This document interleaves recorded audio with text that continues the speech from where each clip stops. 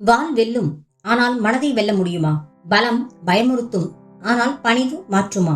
ஒரு மன்னன் போரில் வெல்லவில்லை, ஆனால் ஒரு எதிரியின் மனசை வென்றான். ஒரு வாள் செய்ய முடியாததை ஒரு பணிவு செய்தது. இது ஒரு சாதாரண கதை இல்லை, இது மனதை மாற்றிய ஒரு போரின் கதை.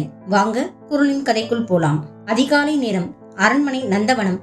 அமைதி நிலவுகிறது. அந்த அமைதிக்குள் பேரரசன் விக்ரமன் ஒரு சிறு செடியை செதுக்கிக் கொண்டிருக்கிறான். அவன் கையில் வாள் இல்லை, ஆனால் உயிரை காப்பாற்றும் மனம் இருக்கிறது. அந்த அமைதி நீடிக்கவில்லை. அமைச்சர் வேகமாக ஓடி வருகிறார். மன்னா, ஆபத்து! அண்டை நாட்டு மன்னன் கலிங்கன் எல்லையை தாண்டிவிட்டான். அவன் வரும் வழியெல்லாம் இரத்த ஆறு ஓடுகிறது. விக்ரமன் அமைதியாக, இரத்தத்தால் ஒருபோதும் நிலத்தை பலப்படுத்த முடியாது அமைச்சரே. தூதுவனை அனுப்புங்கள், நாம் பேசுவோம். அமைச்சர், மன்னா, கலிங்கன் பேச்சை மதிப்பவன் அல்ல, அவன் வாளை மட்டுமே நம்புபவன். அதற்கு அரசர், ஒரு முறை முயற்சிப்போம். பணிவு என்பது கோழைத்தனம் அல்ல, அது ஒரு வாய்ப்பு.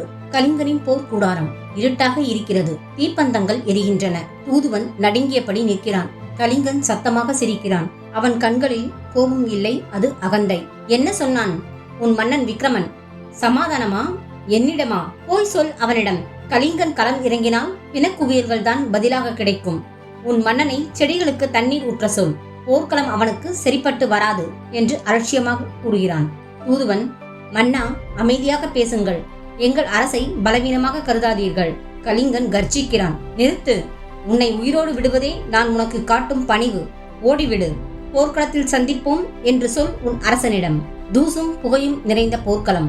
வாள்கள் மோதும் சத்தம் எங்கும் ஒலிக்கிறது. போர்க்களம் கோபத்தில் எரிகிறது.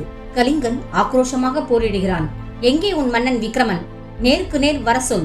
அந்த நேரத்தில் தூசியை கிழித்து ஒரு குதிரை கம்பீரமாக நுழைகிறது. அதில் விக்ரமன். இதோ வந்துவிட்டேன் கலிங்கா. உன் வாள் கூர்மையானது, ஆனால் உன் கோபம் அதைவிட கூர்மையானது. இருவருக்கும் இடையே பயங்கரமான வாள் போர். ஒரு கணம் ஒரு தவறு.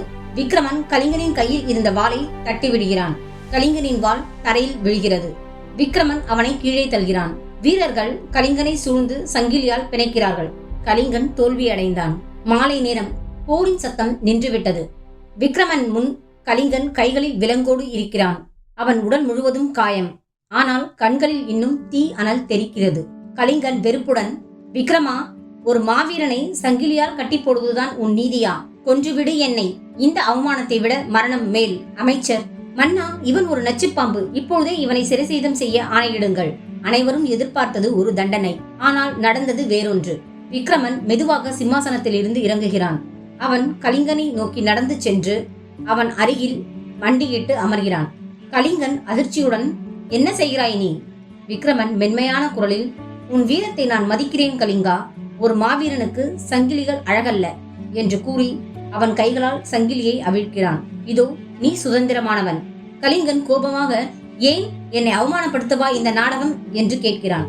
விக்ரமன் நட்புடன், இல்லை, உன்னை அடிமையாக சிறைப்பிடிப்பதை விட ஒரு நண்பனாக அரவணைப்பதையே நான் விரும்புகிறேன். உன் போன்ற வீரன் இந்த மண்ணிற்கு தேவை என்று புன்னகிக்கிறான். கலிங்கனின் கண்கள் கலங்குகின்றன.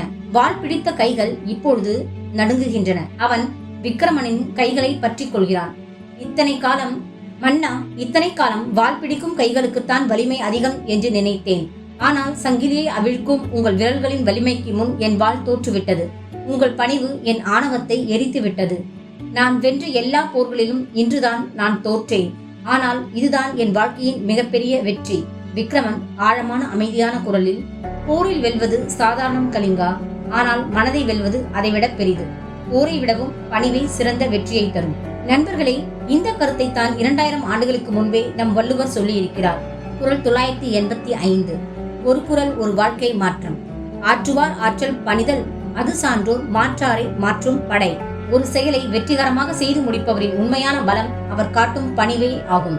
அந்த பணிவுதான் பகைவனையும் நண்பனாக மாற்றும். சான்றோரின் மிக வலிமையான ஆயுதம். வாள் வெல்லாததை பணிவு வென்றது. ஒரு எதிரி ஒரு நண்பனானான். பணிவே மிகப்பெரிய ஆயுதம். இது மாதிரி உங்களின் மனதை தொடும் கதைகளுக்கு நம்ம சேனலை சப்ஸ்கிரைப் பண்ணுங்க. அடுத்த கதையில் ஒரு சாதாரண குடும்பம், ஒரு சிறிய தவறு, அதனால் நடக்கும் பெரிய மாற்றம். அது நல்லதா கெட்டதா, அதை நீங்களே பார்த்து தெரிஞ்சு கொள்ளுங்க. மிஸ் பண்ணிடாதீங்க. இது உங்கள் குரலும் குரலும். குரல் கேட்கும், குரல் விழிக்கும்.